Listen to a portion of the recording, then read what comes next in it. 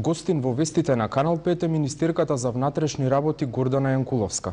Министерке, белгиските власти се загрижени поради големиот број на македонски државјани кои бараат азил во оваа земја. По тој повод белгискиот премиер на 8 март доаѓа во посета на земјава. Во исто време европратеникот Хане Свобода побара да се воведат одредени рестриктивни мерки доколку се воочат злоупотреби на визната либерализација, кои би се движеле од ограничување на слободното патување до целосна суспензија на визната либерализација. Се соочуваме ли со реален проблем дека визната либерализација би можела да ни биде укината? Во последниве денови, значи последниве неколку недели практично се соочивме со една ситуација каде што поголем број на граѓани по потекло од Република Македонија доведени во заблуда, практично визната либерализација се обидуваат да ја искористат за нешто на што таа не се однесува. Секако дека се уште е рано да се прејудицира дали и какви мерки ќе има, меѓутоа ценам дека во овој период е исклучително важно на граѓаните уште еднаш да им се објасни на што точно се однесува визната либерализација, односно клучното прашање дека слободата на патување без визи не се однесува на правото на работа во земјите во Европската Унија и постојан престој таму, а уште помалку се однесува на можноста за аплицирање за добивање на статус на лице барател на азил. Граѓани од држава кандидат за членство во Европската Унија, граѓани од држава која во целост ги исполни критериумите за полноправно членство во НАТО, практично е невозможно да добијат азил по основите по кои вообичаено се одобрува правото на азил, а тоа е опасност за лицето да остане во земјата во која доаѓа. Се зборува дека туристички агенции ги организираат граѓаните да патуваат во Белгија и при тоа им ветуваат азил, а доколку не добијат азил, дека од белгиската влада ќе добијат пари. Дали МВР има вакви информации? Значи, ова е дел од информациите кои во последниве денови се појавија во јавноста и информации кои ние многу сериозно ги анализираме во смисла на тоа дали навистина постои ваква злоупотреба која се прави организирано, бидејќи доколку тоа е така, станува збор за кривично дело кое несомнено мора да биде санкционирано.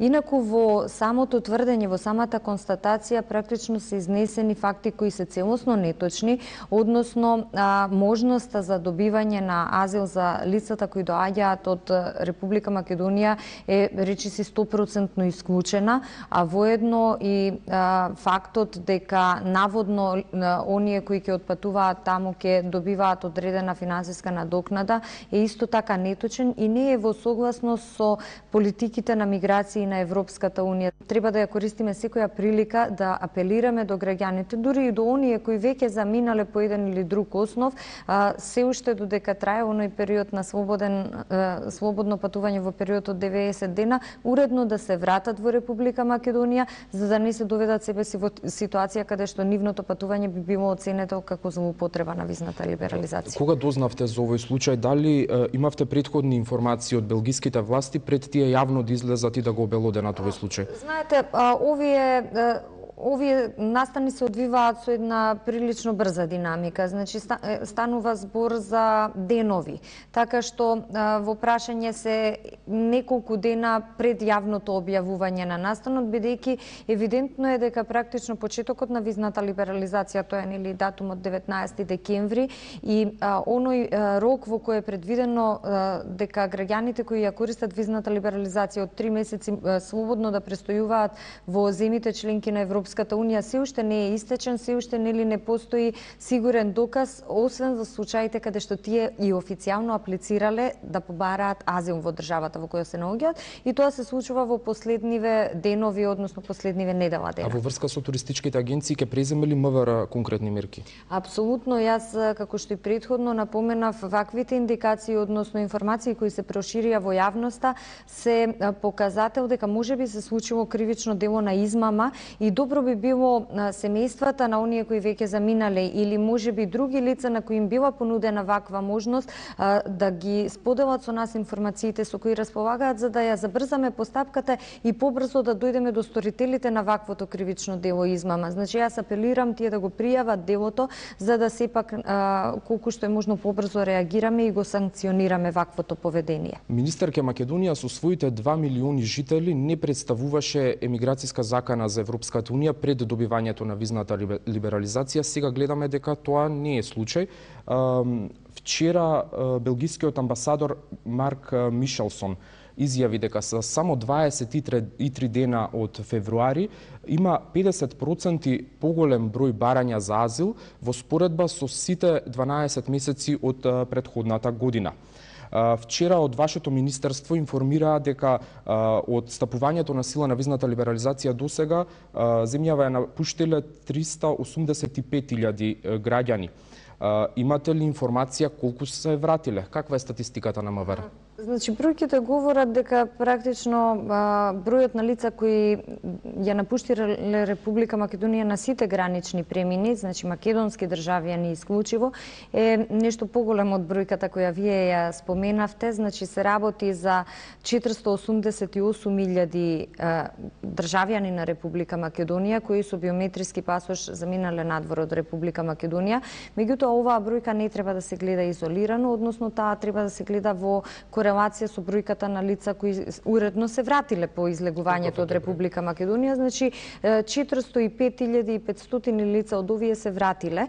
Разликата е некаде околу 82.000 лица и ако ја споредиме оваа бројка со истиот период пред 12 месеци, речиси нема големо отстапување. Значи, бројките од изминатиот декември 2008, заклучно со 26 февруари 2009, значи 12 месеци наназад, говорат дека во тој период 420.800 лица ја напуштиле Република Македонија, а се вратиле 356.700 лица. Тоа значи дека разликата помеѓу излезени и вратени луѓе од Република Македонија, македонски државјани, и не е толку голема, меѓутоа фактот дека одредена значајна бројка од граѓаните кои ја напуштиле Република Македонија овој пат се јавуваат како баратели на азил, навистина загрижува и зборува за злоупотреба на визната либерализација од една страна,